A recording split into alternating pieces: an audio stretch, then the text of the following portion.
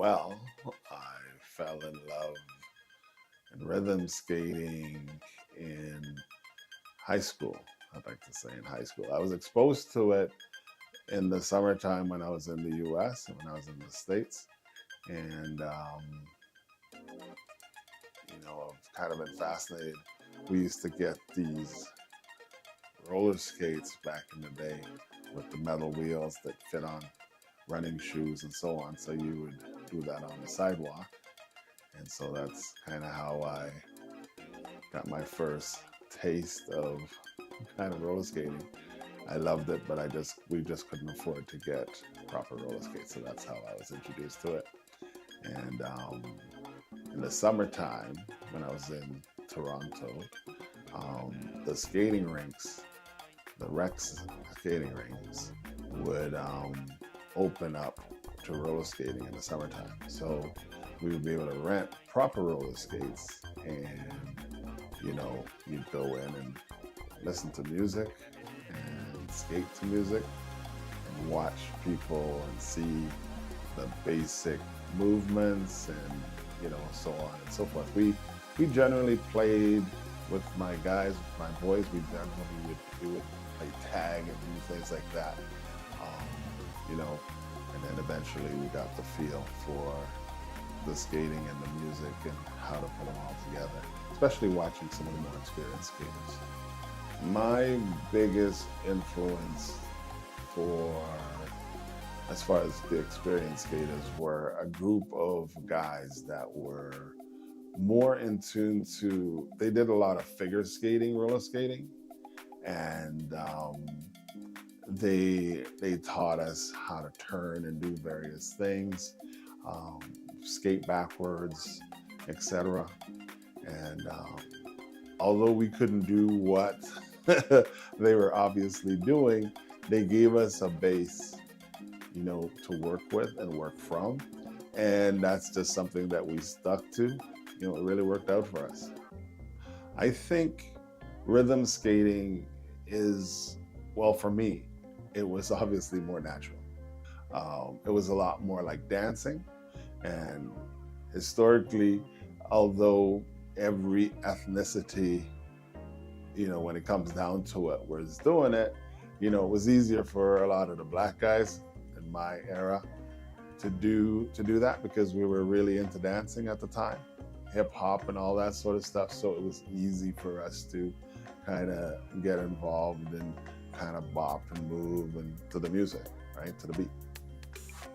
I don't know that much about the history of rhythm skating. I know that from what I saw in the States, in the parks and the playgrounds, on the streets, I know even watching roller derby, that was more what was the more popular type of movement on skates. So when you looked at the roller derby scene was huge back then. It was televised.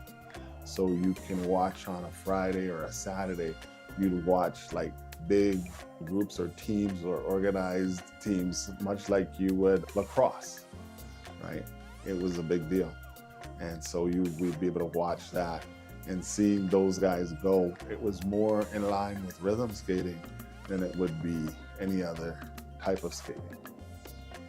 I think when you look at skating in general, there was ice skating, and hockey was almost reserved for white folks or other folks, and roller skating was something that was relatable to black people, to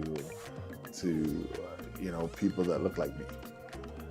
It was a way of expression. It was a way of communicating and having fun, dancing publicly, in a way that was very expressive. The way that black people move, the way that we are creative with our dance was the same way we were able to create on roller skates. And that was unique in that way. So I think it was like a freedom of expression for black people.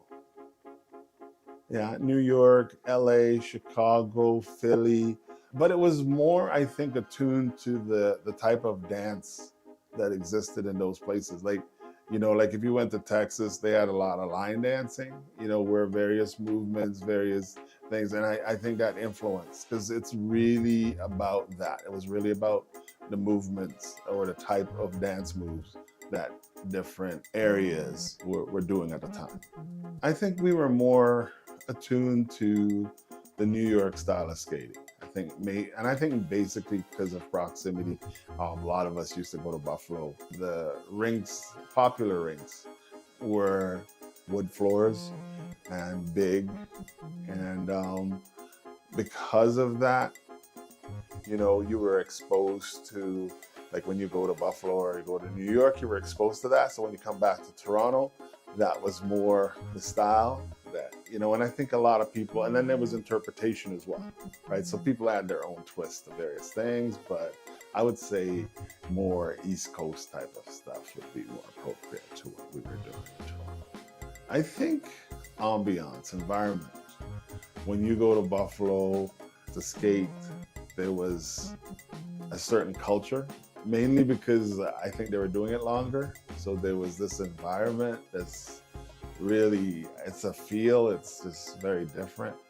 Toronto, we were still young and growing, and it just always felt like that. It never felt like we got to that stage where some of these other communities or places were already baptized and into that.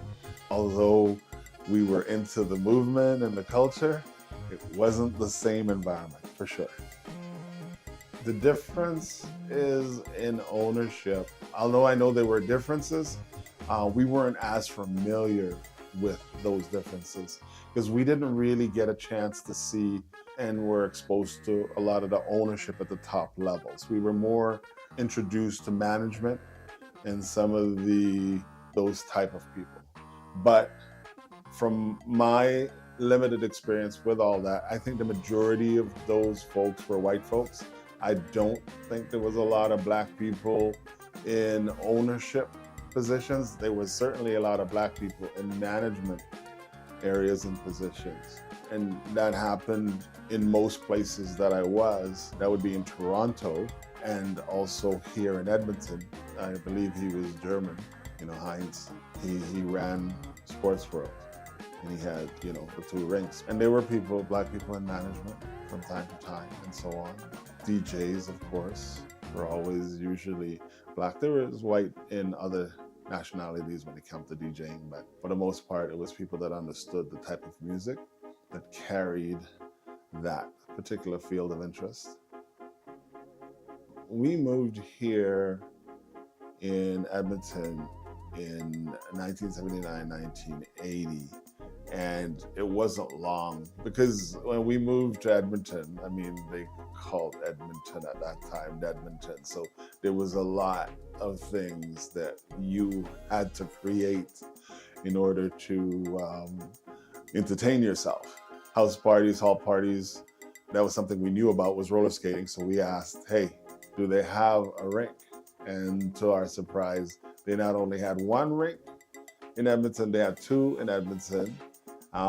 They had another one that came up to make three in the West End, and then they had another one in Leduc. So in the Edmonton area, there was 4 rinks in total, and of course, Calgary had a rink as well. So there was 4 rinks, and we visited mainly the 2, which was Sports World, North and South. And they were probably the 2 most popular rinks. Well, as time went on, the popularity grew because a lot of the folks that were roller skating, and understood roller skating was Black people, and a lot of us came here through family or through work, So as the population grew amongst the I would say minorities, the population in the rinks equally grew.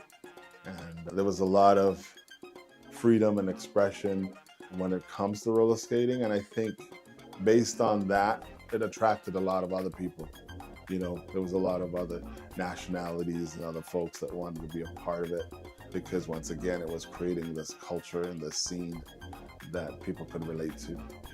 And it was a lot of fun. It was clean fun, predominantly young folks, but there were a lot of older folks there as well, because that was something that they enjoyed doing as far as an activity, right? And they would have different nights of the week to be able to entertain the different age groups, appropriately. So they would have nights where, the older seniors would come in and do their skate. And of course, Friday, there's nights during the week as well here. I remember that they would have specific things for specific groups of people. Rhythm skating is transferable in a lot of ways to sports. Once again, rhythm, timing, balance is quite important. And I know when I train kids in basketball, the thing we train with is rhythm. To help them to flow, to help them to be smooth and to be on balance. And so that's not dissimilar to rhythm skating, and even for kids training and for guys warming up for a game, they always have their music playing, once again, to just get them into a rhythm and a flow, right? So I think music, rhythm, balance is crucial to basketball as it is to a lot of things that we do in our day-to-day lives. The roller skate scene overcame a lot of barriers because it was so user-friendly. It was very accommodating. It was very inviting. It was very magnetic, So there was music, there was dance, there was expression of freedom and creativity. And I think most people, and I think especially when you talk about the indigenous people, they're very attracted to those qualities and those specific things, culturally. They're very creative people, right? So this is a creative genre as such. And what I found was when you're in that culture of skating, it doesn't have the barriers that would normally exist in other things. It's very accepting. People can anybody can join. Anybody could see what's happening and want to participate. And the folks that are there are very welcoming.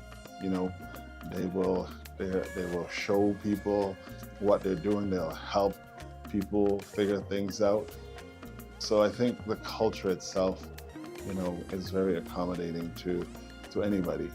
And they don't really see race, creed, religion, nationalities, and so on. They just see another person trying to do a thing that they enjoy. The music is a strong influence in roller skating. It is the driving force. And having access to the latest and most recent music was crucial to getting the attendance out. And being a part of a DJ club, we had access to all the latest music. And then through friends and families in different places, we always made sure that, we always had the latest stuff. Latest funk, disco, reggae, house, all type of dance music we had access to. A lot of even European music we had access to. And that made it, especially when we talk about sports world, it made it the place to be, because that's where you would hear some of the latest music. You would see some of the latest dance moves. You'd see some of the craziest roller skate, or what we call jam sessions on wheels, right? It was an experience. And I think a lot of people wanted to be a part of that experience. And it didn't matter whether you were Indigenous, East Indian, Italian, white, black, Chinese, Asian, whatever. Everybody was a part of that whole thing. There was an attraction to the music, and there was an attraction to the environment and the culture that was there. And yes, roller skating was the premier and primary reason for people being at Sports World, but there was a lot of people that couldn't roller skate. And so if they couldn't roller skate, they did that came natural. They heard good music, they started dancing. And then you had the hip hop crowd, which would be doing break dancing, and doing all sorts of other types of dance, even learning from one another while they were there, different break dance moves, different hip hop moves, et cetera, right? So pop locking, they were doing the robots, whatever they felt. Freedom of expression really, took over most people because of the music, because of the environment, because of the atmosphere that existed. The big difference between Edmonton and Calgary was culture. I think that's one of the things when they came to Edmonton, that's one of the things that they were exposed to, was that level of culture. And it was, the ownership from Calgary didn't come down here, but the patrons, the clientele from Calgary came down here, and they experienced that.